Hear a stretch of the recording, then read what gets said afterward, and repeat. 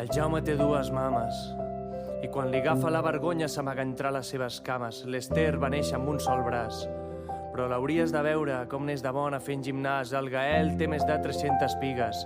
Ho sabem perquè van comptar-les totes les seves amigues. La Patrícia sempre ha portat ulleres. Al cotxe li agrada mirar l'asfalt calent de les carreteres. El Francesc fa 2 anys es deia Lara.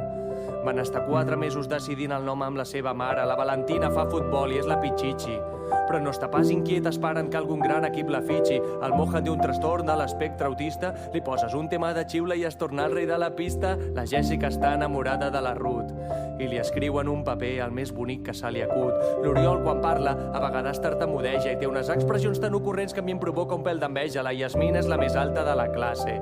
Ens mira tots des d'allà dalt i pregunta hola, què hace? El Patrick té 2 papes. És tan xerraire que no calla ni cosint la boca en grapes. La Berta es mou pel món amb...